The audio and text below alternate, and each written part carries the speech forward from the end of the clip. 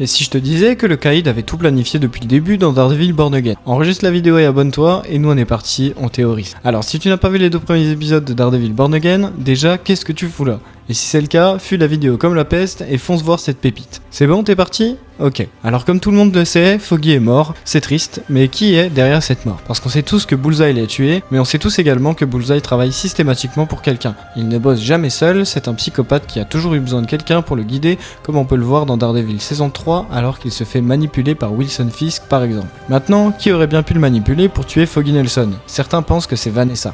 Ma théorie, c'est que c'est Fisk qui a tout prévu. Mais pourquoi aurait-il fait ça? Eh bien parce que son objectif est d'interdire les justiciers comme Daredevil. Tuer Foggy a tellement détruit Matt psychologiquement qu'il a quitté le costume. Mais Fisk le sait très bien, il va revenir. Et ce traumatisme va le pousser à être encore plus violent et en colère qu'avant. Fisk pourra donc se servir de la violence de Daredevil dans les rues de Hell's Kitchen pour promouvoir sa loi anti-justicier. Mais c'est pas tout. Fisk pourrait également être derrière le complot de l'arrestation du Tigre Blanc, qui lui est innocent, mais de la même façon, il pourra se servir de lui et de son affaire pour faire sortir Matt de ses gonds, car cette affaire est liée au justicier, et donc forcément, Daredevil est impliqué personnellement. Alors selon toi, Matt réussira-t-il cette fois à arrêter Wilson Fisk? Dis-le moi en commentaire et abonne-toi pour plus de théories Marvel.